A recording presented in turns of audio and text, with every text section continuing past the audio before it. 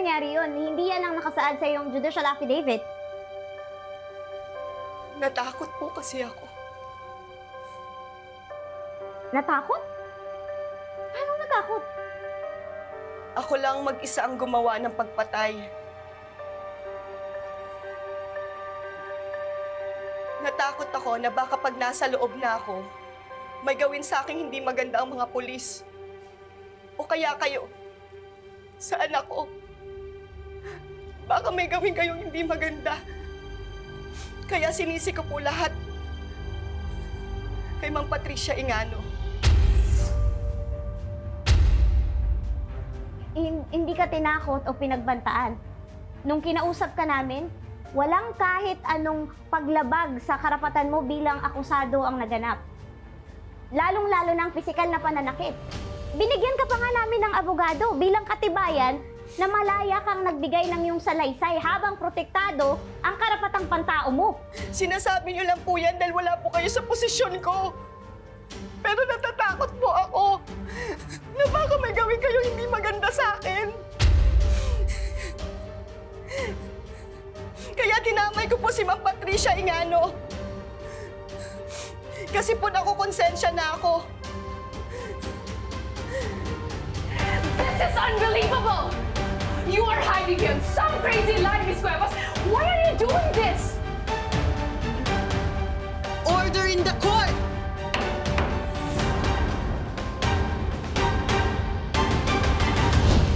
Sinabi ko na po lahat sa affidavit. At naiintindihan ko yon. Pero, kung babaguhin mo yung pananaw mo, may mga handang tumulong. Diba? Merong mga bagay na hindi natin kayang tiisin para sa kapakanan ng pamilya natin, di ba? Hindi. Huwag yung anak ko. Huwag niyo po siyang idamay dito.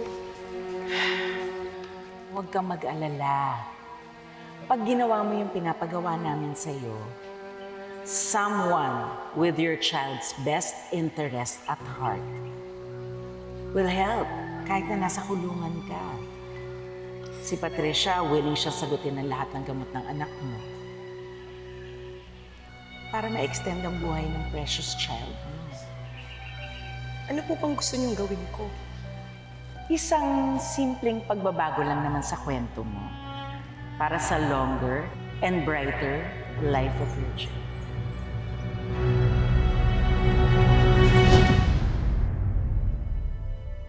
I will not tolerate disruptions in this courtroom. If anyone cannot remain silent, he will be escorted outside immediately. I expect everyone here to conduct themselves appropriately. No further outbursts to be tolerated. Ms. Cuevas, ako ang magtatanong sa'yo. Huwag kang matakot na sabihin kung anong totoo.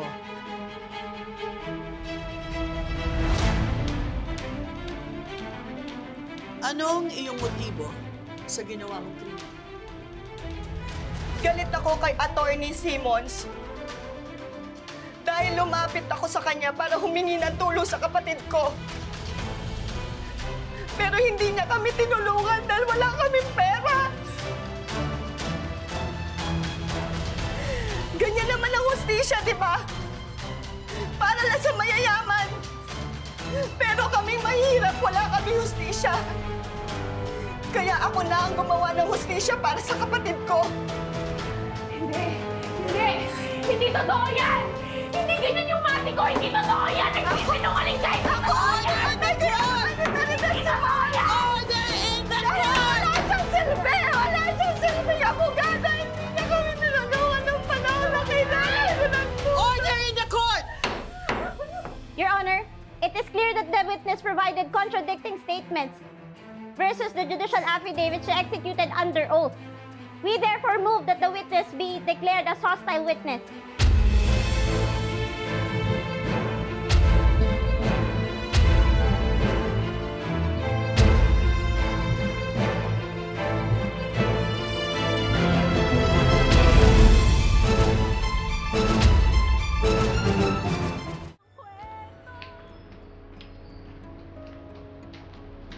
Vivian, bakit mo naman ginawa yun? Vivian naman. Attorney Matias, everything that needs to be said, sabi na sa korte. Lahat ng sinabi niya sa korte kasi nungalingan. Attorney Matias, you are causing your witness so much stress. Alam ko, para sa'yo, personal ang kasong ito. Pero yung ginagawa mo kay Vivian, it's not gonna win your case. Kung ako sa'yo, mag-focus ka sa laban sa loob ng korte. Maganda ka. Total, there's one more hearing date for you to be able to air your side. Pero, siguraduhin mo lang may baong kang dala, ha? Kasi your case might end up getting dismissed for lack of evidence. Alam mo naman yun. After all, you are Attorney Lilet Matias. Diba? At gagawin ko lahat para makuha ang hustisya. Okay. Sabi mo eh. See you.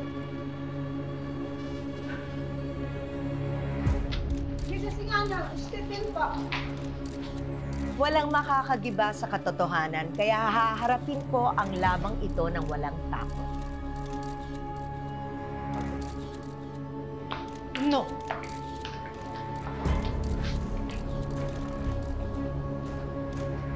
If I were you, Lorena, stop with all your accusations in public. Or pwede kitang kasuhan ng libel. Di subukan mo. Hindi ako natatakot sa'yo. Magkamatayan na tayo. Kahit anong gawin mo, lalabas at lalabas ang totoo. Nakakakuha kami ng ebidensya laban sa'yo. Aalingaso rin naman yung baho mo. Eh di subukan mo. Oh my.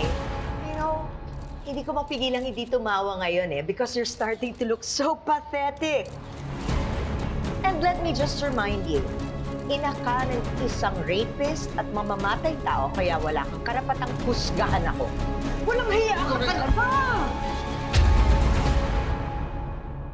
Manali ka, di pa tapos ang kwento. Buti naman nagpakita ka. Ilang araw ka na nakakulong sa lungga mo. I needed some beauty hiatus to prepare for my day-to-day. Wala namang problema, di ba? Prosecution, I understand that you have another witness to present today. Yes, Your Honor. The prosecution would like to call in our last witness to the stand. You may proceed. Trixie, na-confirm ko po yung hinala ko na may ginagawang masama si Mom nung ma-overhear ko po yung usapan nila ni Attorney Alon one time. They were having a heated argument over the phone.